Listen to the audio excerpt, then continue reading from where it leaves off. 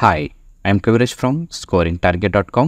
In today's session, we are going to discuss lesson-wise weightage English blueprint for 2023 and 24 based on 6/4/2023 SSLC question paper and 2024 department model question paper. ಆತ್ಮೀಯ ವಿದ್ಯಾರ್ಥಿಗಳು, ಇವತ್ತಿನ ತರಗತಿಯಲ್ಲಿ ನಾವು SSLC ವಿದ್ಯಾರ್ಥಿಗಳಿಗೆ English ವಿಷಯದ ಒಂದು blue ಪ್ರಿಂಟನ್ನು discuss ಮಾಡ್ತಾ ಇದ್ವಿ. ಪ್ರಥಮವಾಗಿ ನಾನು ಇಂಪಾರ್ಟೆಂಟ್ ಹೇಳಬೇಕಾದ ಒಂದು ಮಾತೇನೆಂದರೆ, ಅಥೆಂಟಿಕ್ ಆಗಿ ಯಾವುದೇ ಬ್ಲೂ ಪ್ರಿಂಟ್ ಅಂತ ಡಿಪಾರ್ಟ್ಮೆಂಟ್ದಿಂದ ಇರೋದಿಲ್ಲ. ನಾವು ಕೇವಲ ಮಾದರಿ ಪ್ರಶ್ನೆ ಪತ್ರಿಕೆಯನ್ನು ಆಧಾರವಾಗಿ ಇಟ್ಕೊಂಡು ಈ ಪಾಠದಿಂದ ಇದು ಬರಬಹುದು ಅಂತ ಒಂದು ಗೆಸ್ ಇದೆ. ಸೊ ಇಲ್ಲಿ 2 ಪ್ರಶ್ನೆ ಪತ್ರಿಕೆಗಳನ್ನು ನಾವು ಮಾಡಲಾಗಿ ಇಟ್ಕೊಂಡಿದ್ವಿ. ಅಂದರೆ 2023 ಎನ್ಯುವಲಲ್ಲಿ ಆದಂಥ ಒಂದು ಪ್ರಶ್ನೆ ಪತ್ರಿಕೆ ಮತ್ತು ಇತ್ತೀಚೆಗೆ ಡಿಪಾರ್ಟ್ಮೆಂಟ್ ಅವರು ಅಂದರೆ 2024 ಒಂದು ಎಕ್ಸಾಮ್ಗೆ ಬೇಕಾದಂಥ ಒಂದು ಮಾದರಿ ಪ್ರಶ್ನೆ ಪತ್ರಿಕೆಯನ್ನು ಬಿಡುಗಡೆ ಮಾಡಿದ್ರು. ಆ 2 ಪ್ರಶ್ನೆ ಪತ್ರಿಕೆಯನ್ನು ಅನಾಲಿಸಿಸ್ ಮಾಡಿ ನಾವು ಒಂದು ಬ್ಲೂ ಪ್ರಿಂಟನ್ನು ರೆಡಿ ಮಾಡಿದ್ವಿ. ಸೊ ಬ್ಲೂ ಪ್ರಿಂಟ್ನ ಪ್ರಕಾರ ನೀವು ಪ್ರಿಪೇರ್ ಆಗ್ಬೋದು. ಜೊತೆಗೆ ಸ್ವಲ್ಪ ಕೆಲವೊಂದು ಬ್ಲೂ ಪ್ರಿಂಟಲ್ಲಿ ಕೆಲವೊಂದು ಬದಲಾವಣೆ ಕೂಡ ಆಗ್ಬೋದು. ಸೊ ಅವುಗಳನ್ನು ಮಾಡಲಾಗಿಟ್ಕೊಂಡು ನೀವು ಅವನ್ನ ಪ್ರಿಪೇರ್ ಆಗಬೇಕು. ಜೊತೆಗೆ ಈ ಬ್ಲೂ ಪ್ರಿಂಟನ್ನು ನೀವು ಡೌನ್ಲೋಡ್ ಮಾಡ್ಕೋಬೇಕಂದ್ರೆ ಅದರ ಲಿಂಕನ್ನು ಕಾಮೆಂಟ್ ಬಾಕ್ಸಲ್ಲಿ ಹಾಕಿರ್ತೀನಿ, ಕ್ಲಿಕ್ ಮಾಡಿ ಡೌನ್ಲೋಡ್ ಮಾಡ್ಕೊಳ್ಳಿ. ಮೊದಲನೇದಾಗಿ ನಾವು ನೋಡ್ತಾ ಹೋಗೋಣ. ಈಗ ನಾವು ಚಾಪ್ಟರ್ ಮತ್ತು 6-4-2023 ಕ್ವೆಶ್ಚನ್ ಪೇಪರ್ ಮತ್ತು 2024 ಮಾಡೆಲ್ ಕ್ವೆಶ್ಚನ್ ಪೇಪರ್ ಯಾವ ಪ್ರಶ್ನೆಗಳನ್ನು ಕೇಳಿದ್ರು ಅಂತಕ್ಕಂಥದ್ದನ್ನು ನಾವು ನೋಡ್ತಾ ಹೋಗೋಣ. ಸೊ ಮೊದಲನೇದಾಗಿ ನಾವು ಹೀರೋ ಪಾಠದಿಂದ 2023 ಒಂದು ಆ್ಯನ್ಯುವಲ್ ಎಕ್ಸಾಮಲ್ಲಿ ಎಕ್ಸ್ಟ್ರಾಕ್ಟ್ ಪ್ರಶ್ನೆಗಳನ್ನು ಕೇಳಿದ್ರು. ಆಮೇಲೆ there is a girl the tracks ಪಾಠದಿಂದ ಎಕ್ಸ್ಟ್ರಾಕ್ಟ್ ಪ್ರಶ್ನೆ ಕೇಳಿದ್ರು. ಜೆಂಟಲ್ಮೆನ್ ಆಫ್ ರಿಯನ್ ಮೀಡಿಯಾದಿಂದ ಕೂಡ 2 ಅಂಕದ ಒಂದು ಪ್ರಶ್ನೆ ಕೇಳಿದರು. ಇಲ್ಲಿ SA 1 ಅಂದರೆ ಅರ್ಥ ಶಾರ್ಟ್ ಆನ್ಸರ್ 1 ಅಂದರೆ 2 ಅಂಕದ ಪ್ರಶ್ನೆ. ಆಮೇಲೆ ಡಾಕ್ಟರ್ BR ಅಂಬೇಡ್ಕರ್ ಪಾಠದಿಂದ 2 ಅಂಕದ ಒಂದು ಪ್ರಶ್ನೆ. ದ ಕಾನ್ಸರ್ಟ್ ಪಾಠದಿಂದ SA 1 ಇದು ಕೂಡ 2 ಅಂಕದ ಪ್ರಶ್ನೆ. ಆಮೇಲೆ 6ನೇ ಪಾಠ ದ ಡಿಸ್ಕವರಿ, ಈ ಪಾಠದಿಂದ ಎಕ್ಸ್ಟ್ರಾಕ್ಟ್ ಪ್ರಶ್ನೆಗಳನ್ನು ಕೇಳಿದರು.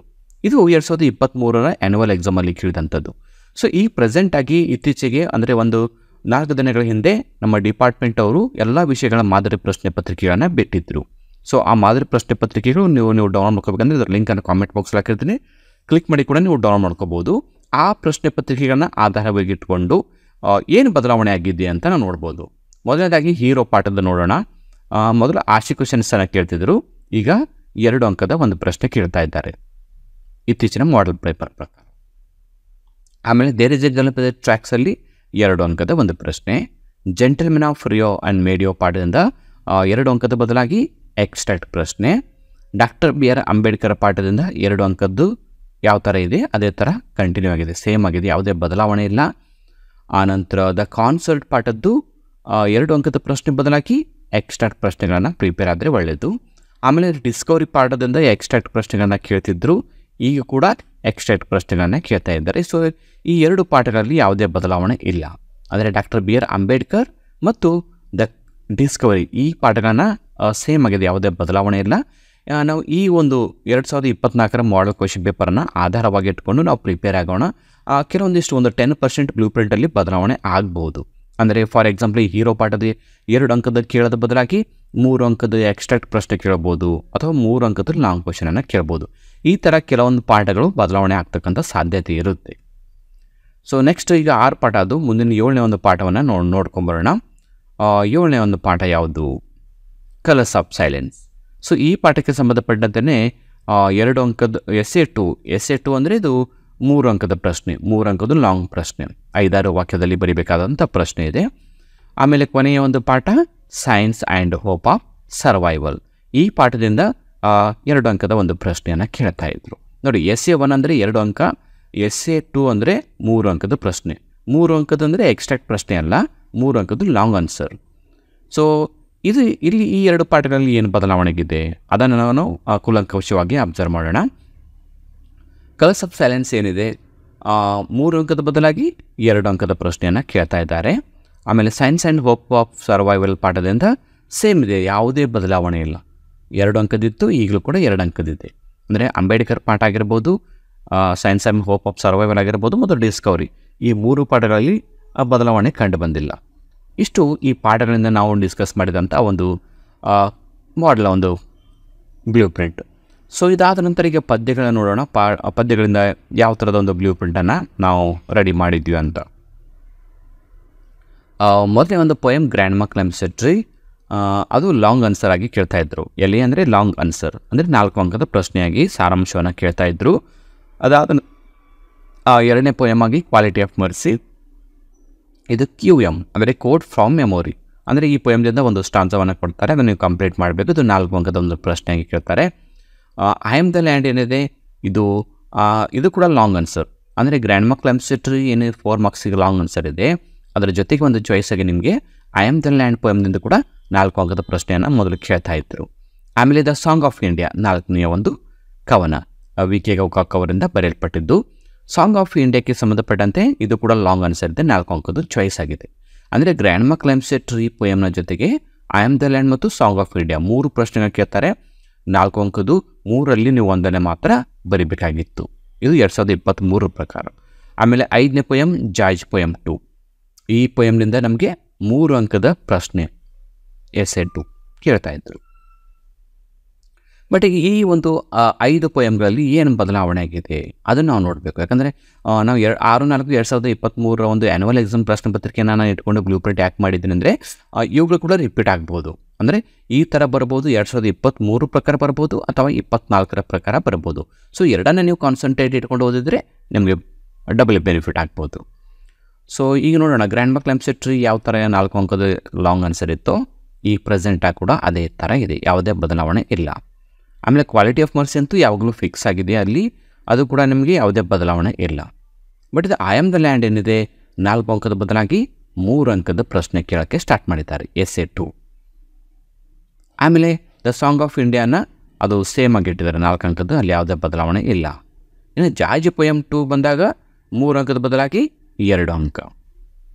ಅಂದರೆ ಇಲ್ಲಿ ಬದಲಾವಣೆ ಕಂಡು ಬಂತಕ್ಕಂಥದ್ದು ಗ್ರ್ಯಾಂಡ್ ಮಾ ಕ್ಲೆಮ್ಸೆಟ್ರಿಯಲ್ಲಿ ಯಾವುದೇ ಬದಲಾವಣೆ ಇಲ್ಲ, ಕ್ವಾಲಿಟಿ ಆಫ್ ಮರ್ಸಿಯಲ್ಲಿ ಬದಲಾವಣೆ ಇಲ್ಲ, ಆದರೆ ದ ಸಾಂಗ್ ಆಫ್ ಇಂಡಿಯಲ್ಲಿ ಬದಲಾವಣೆ ಇಲ್ಲ. ಬದಲಾವಣೆ ಕಂಡಿದ್ದು ಐ ಆಮ್ ದ ಲ್ಯಾಂಡು ಮತ್ತು ಜಾರ್ಜ್ ಪೋಯಮ್ 2. ಸೊ ಉಳಿದ 3 ಪೋಯಮ್ಗಳ ಕೂಡ ನಾವು ನೋಡೋಣ ಅಲ್ಲಿ ಯಾವ ಥರ ಒಂದು ಬದಲಾವಣೆ ಆಗಿದೆ ಅಂತ. 6ನೇದು ballad of the tempest. So ಇದನ್ನು ಎಕ್ಸ್ಟ್ರೆಟ್ ಪ್ರಶ್ನೆಯಾಗಿ ಕೇಳ್ತಾ ಇದ್ರು. ಆಮೇಲೆ 7ನೇ ಪೋಯಮು ದ ಬ್ಲೈಂಡ್ ಬಾಯ್, ಇದು ಯಾವಾಗಲೂ ಮೆಮೊರೈಸೇಷನ್ ಆಗಿತ್ತು. ಇದು ಕೋಟ್ ಫ್ರಾಮ್ ಮೆಮೊರಿ 4 ಅಂಕದ ಪ್ರಶ್ನೆ.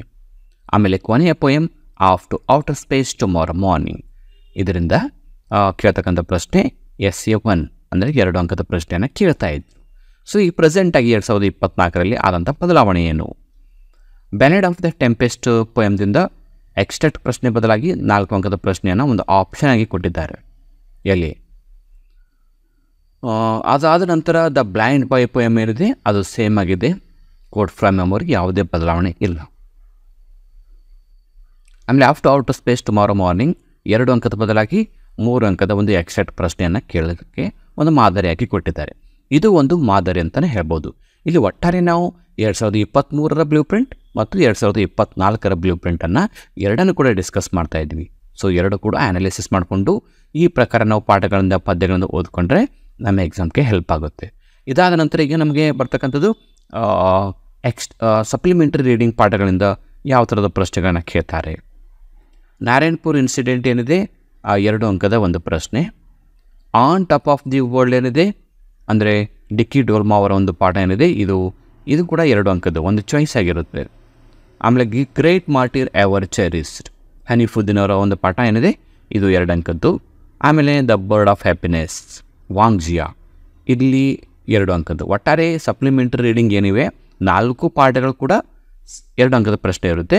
ಬಟ್ ಇಲ್ಲಿ ಇಂಟರ್ನಲ್ ಆಗಿ ನಿಮಗೆ ಚಾಯ್ಸ್ ಇರುತ್ತೆ, ನಾರಾಯಣಪುರ್ ಬರಿಬೋದು ಅಥವಾ ಅದರ ಬದಲಾಗಿ on top of the world ಬರಿಬೋದು. ಆಮೇಲೆ ಗ್ರೇಟ್ ಮಾರ್ಟಿರ್ ಬರಿಬೋದು, ಅದರ ಬದಲಾಗಿ ದ ಬರ್ಡ್ ಆಫ್ ಹ್ಯಾಪಿನೆಸ್. ಈ ಥರ ಇಂಟರ್ನಲ್ ಆಗಿ ನಿಮಗೆ ಆಪ್ಷನ್ಗಳಿರುತ್ತೆ, ಯಾವುದಾದ್ರೂ 2 ಪಾಠಗಳಿಂದ ನೀವು ಬರಿಬೋದು. ಇದು 2023ರಲ್ಲಿ ಇತ್ತು. ಬಟ್ ಇಲ್ಲಿ 24ಕ್ಕೆ ಏನಾದರೂ ಬದಲಾವಣೆ ಆಗಿದೆಯೇನಾ ಸ್ವಲ್ಪ ನೋಡೋಣ, ಏನಾದರೂ ಚೇಂಜಸ್ ಆಗಿದೆಯಾ ಅಥವಾ ಯಥ ಇದೆ.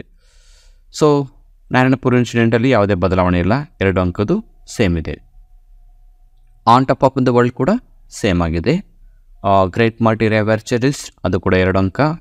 ಬರ್ಡ್ ಆಫ್ ಹ್ಯಾಪಿನೆಸ್ ಅದು ಕೂಡ 2 ಅಂಕ. ಅಂದರೆ ಸಪ್ಲಿಮೆಂಟರಿ ರೀಡಿಂಗಲ್ಲಿ ಯಾವುದೇ ಬದಲಾವಣೆ ಇಲ್ಲ, ಇದು ಫಿಕ್ಸ್ ಆಗಿರುತ್ತೆ. ಎಷ್ಟು ವರ್ಷದಿಂದ ನಾವು ನೋಡ್ತಾ ಇದ್ವಿ, ಇಲ್ಲಿ ಯಾವುದೇ ಬದಲಾವಣೆ ಇಲ್ಲ. ನಾವು ಬದಲಾವಣೆ ಕಾಣೋದು ಕೇವಲ ಪದ್ಯಗಳು ಮತ್ತು ಆಮೇಲೆ ಪಾಠಗಳಿಂದ ಮಾತ್ರ. ಸಪ್ಲಿಮೆಂಟರಿ ರೀಡಿಂಗ್ ಪಾಠಗಳಿಂದ ಯಾವುದೇ ಬದಲಾವಣೆಯನ್ನು ಕಂಡು ಬರೋದಿಲ್ಲ.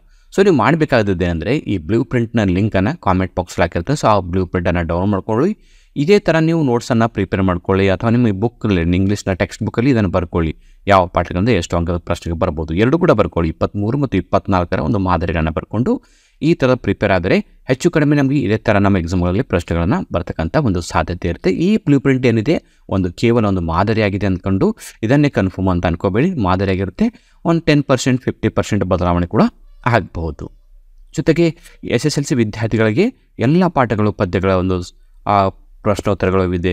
ಜೊತೆಗೆ ಮಾದರಿ ಪ್ರಶ್ನೆ ಪತ್ರಿಕೆಗಳು, ಪ್ರಿಪರೇಟರಿ ಎಕ್ಸಾಮ್ನ ಪ್ರಶ್ನೆ ಪತ್ರಿಕೆಗಳು, ಡಿಸ್ಟಿಕ್ ಲೆವೆಲ್ ಸಿರೀಸ್ ಎಕ್ಸಾಮ್ನ ಪ್ರಶ್ನೆ ಪತ್ರಿಕೆಗಳು, ಎಲ್ಲ ವಿಷಯದ ಪ್ರಶ್ನೆ ಪತ್ರಿಕೆಗಳನ್ನು ಕೂಡ ಈಗಾಗಲೇ ನಮ್ಮ ಯೂಟ್ಯೂಬ್ ಚಾನಲಲ್ಲಿ ಮತ್ತು ನಮ್ಮ scoringtarget.com ಅಲ್ಲಿ ಅಪ್ಲೋಡ್ ಮಾಡಿದ್ವಿ. ಅವುಗಳನ್ನು ನೀವು ಡೌನ್ಲೋಡ್ ಮಾಡ್ಕೋಬೇಕಂದ್ರೆ ಅದರ ಲಿಂಕನ್ನು ಕಾಮೆಂಟ್ ಬಾಕ್ಸಲ್ಲಿ ಹಾಕಿರ್ತೀನಿ. ಕ್ಲಿಕ್ ಮಾಡಿ ಡೌನ್ಲೋಡ್ ಮಾಡಿಕೊಂಡು ನಿಮ್ಮ ಎಕ್ಸಾಮ್ಗೆ ಪ್ರಿಪೇರ್ ಆಗಿ ಅಂತ ಹೇಳ್ತಾ ಇವತ್ತಿನ ಕ್ಲಾಸನ್ನು ಇಲ್ಲಿಗೆ ಮುಗಿಸ್ತಾ ಇದ್ದೀನಿ. So thank you all for watching the video. If you like the video, subscribe to our channel to get more videos. Thank you all.